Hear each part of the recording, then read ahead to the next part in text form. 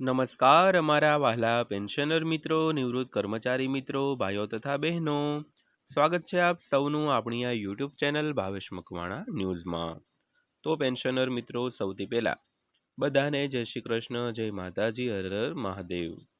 તો આજ બપોરના પેન્શન સમાચારમાં વાત કરવાના છીએ ગુજરાત રાજ્યના 62થી 71 વર્ષના પેન્શનરોના પેન્શનમાં આજરોજ તારીખ 17/3/2026થી આટલો વધારો થયો છે જાહેર. તો મિત્રો, કેટલો વધારો જાહેર કરવામાં આવ્યો છે, જેની આજના વિડીયોમાં આપણે સંપૂર્ણ ગણતરી સાથે વિગતવાર સમજૂતી મેળવવાના છીએ, તે પણ સરળ ભાષામાં. તો આજનો વિડીયો તમે ખાસ કરીને અંત સુધી જોઈ લેજો. અને હજી સુધી આપણી આ ચેનલ તમે સબસ્ક્રાઈબ ન કરી હોય અને જો તમે ડેઈલી આવી જ માહિતીઓ મેળવવા માંગતા હો તો આપણી આ યુટ્યુબ ચેનલ પણ અત્યારે સબસ્ક્રાઈબ કરી લેજો, કારણ કે આપણી આ ચેનલમાં તમને રોજે રોજ આવી જ અગત્યની માહિતીના વિડીયો એકદમ સરળ ભાષામાં જોવા મળવાના છે મિત્રો. તો શરૂ કરીએ આજનો આ વિડીયો. તો વાત કરીએ તો 8મું પગાર પંચ. ગુજરાત સરકારના કર્મચારીઓ 8મા પગાર પંચની આતુરતાથી રાહ જોઈ રહ્યા છે. તો સરકારે હવે 8મા પગાર પંચ માટેની પ્રક્રિયા શરૂ કરી દીધી છે. તો નવા પગાર પંચ અંગે તાજેતરમાં એક નવું અપડેટ બહાર પાડવામાં આવ્યું છે.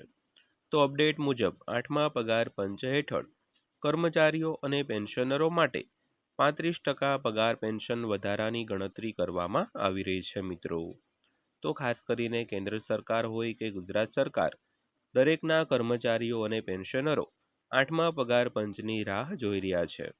તો હવે સરકારે પણ 8મા પગાર પંચ માટેની પ્રક્રિયા શરૂ કરી દીધી છે. તો નવા પગાર પંચ અંગે એક મોટું અપડેટ બહાર આવ્યું છે. તો અપડેટ મુજબ દરેક કર્મચારીઓ અને પેન્શનરોના પગાર પેન્શનમાં 35% વધારા થવાની શક્યતા છે. તો આમાં સંપૂર્ણ ગણતરી સમજવાના છીએ, તો વિડીયો ખાસ કરીને અંત સુધી જોઈ લેજો મિત્રો. તો વધુમાં વાત કરીએ તો માર્ચ મહિનો ચાલી રહ્યો છે. આમ કર્મચારીઓમાં નવા પગાર પંચની અપેક્ષાઓ સતત વધી રહી છે. તો હવે કર્મચારીઓ આશા રાખી રહ્યા છે કે નવા પગાર પંચ ના રિપોર્ટ નવા નાણાકીય વર્ષમાં એટલે કે એપ્રિલમાં જાહેર થઈ શકે છે. તો ચાલો નવા પગાર પંચના અમલીકરણ પછી કર્મચારીઓ માટે સંભવિત પગાર વધારાનું અન્વેષણ કરીએ મિત્રો. તો ખાસ કરીને હાલમાં માર્ચ મહિનો શરૂ છે. તો કર્મચારીઓ અને પેન્શનરોમાં નવા પગાર પંચની અપેક્ષાઓ છે તે સતત વધી રહી છે. તો હવે કર્મચારીઓ અને પેન્શનરો આશા રાખી રહ્યા છે કે નવા પગાર પંચ અંગેનો જે રિપોર્ટ છે તે નવું નાણાકીય વર્ષ એટલે કે એપ્રિલમાં જાહેર થઈ શકે છે. તો ચાલો આ નવા પગાર પંચના અમલીકરણ પછી કર્મચારીઓ માટે સંભવિત પગાર વધારાનું અન્વેષણ કરીએ મિત્રો. તો સૌથી પહેલાં વાત કરીએ તો કર્મચારીઓ કેટલા સમય સુધી સૂચનો સબમિટ કરી શકે છે. તો 8મા પગાર પંચથી લાખો કર્મચારીઓ અને નિવૃત્ત કર્મચારીઓના પગાર, પેન્શન અને ભથ્થામાં મોટા પાયે ફેરફાર થવાની અપેક્ષા છે. તો આ દરમિયાન નાણાં મંત્રાલય 8મા પગાર પંચનો અંતિમ અહેવાલ તૈયાર કરવામાં મદદ કરવા માટે ઓનલાઈન પોર્ટલ દ્વારા કર્મચારીઓ, પેન્શનરો, કર્મચારી સંગઠનો અને અન્ય હિસ્સેદારો પાસેથી સૂચનો માંગી રહ્યું છે. તો કર્મચારીઓ 30 એપ્રિલ 2026 સુધી આ પોર્ટલ પર સૂચનો સબમિટ કરી શકે છે. તો ખાસ કરીને 30 એપ્રિલ 2026 સુધીમાં દરેક કર્મચારીઓ અને પેન્શનરો તેમજ તેમના સંગઠનો અને અન્ય હિસ્સેદારો પોતાના સૂચનો છે તે 8મા પગાર પંચનું એક ઓનલાઈન પોર્ટલ શરૂ કરવામાં આવ્યું છે.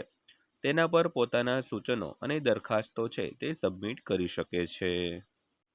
ત્યારબાદ વાત કરીએ તો પગારમાં આટલો વધારો થશે. તો કર્મચારીઓમાં સૌથી વધુ ચર્ચાસ્પદ વિષય નવા પગાર પંચ હેઠળ પગાર વધારો છે. તો અગાઉ 7મા પગાર પંચ હેઠળ કેન્દ્રીય કર્મચારીઓનો લઘુત્તમ મૂળભૂત પગાર ₹18,000 નક્કી કરવામાં આવ્યો હતો. તો કર્મચારીઓનો મહત્તમ મૂળભૂત પગાર ₹2.5 લાખ પ્રતિ માસ નક્કી કરવામાં આવ્યો હતો. તો હવે નિષ્ણાંતો કહે છે કે 8મા પગાર પંચના પરિણામે પગારમાં 20થી 35%નો વધારો થઈ શકે છે. તો જેમાં ફિટમેન્ટ ફેક્ટર 2.4 અને 3ની વચ્ચે હોય છે. તો અગાઉ 6ઠ્ઠા પગાર પંચે કર્મચારીઓના પગારમાં આશરે 40%નો વધારો કર્યો હતો. તો આ દરમિયાન 7મા પગાર પંચની પગાર અને ભથ્થા પર એકંદર અસર ઘણીવાર 23થી 25% આસપાસ હોય છે, જેમાં યુનિફોર્મ ફિટમેન્ટ ફેક્ટર 2.57 હોય છે મિત્રો. ત્યારબાદ જોઈએ તો પગાર વધારો કયા પરિબળો નક્કી કરશે. તો ફિટમેન્ટ ફેક્ટર કર્મચારીઓના પગારમાં વધારો નક્કી કરે છે અને અંતિમ આંકડો આગામી 12થી 18 મહિનામાં ફુગાવો, 16મા નાણાં પંચ પછીની નાણાકીય પરિસ્થિતિ, કરવેરા આવકમાં વધારો અને રાજકોષીય ઈચ્છાશક્તિ સહિત અનેક પરિબળો પર આધાર રાખે છે. તો નિષ્ણાંતો કહે છે કે સરકાર સ્પષ્ટ અને સંતોષકારક પગાર વધારા અને ભથ્થા અને ડીએમાં ફેરફારોની સંતુલિત માળખામાં વચ્ચે સંતુલન બનાવશે તો કમિશનને તેમની ભલામણોને અંતિમ સ્વરૂપ આપવા માટે 18 મહિનાનો સમય છે તે આપવામાં આવ્યો છે મિત્રો.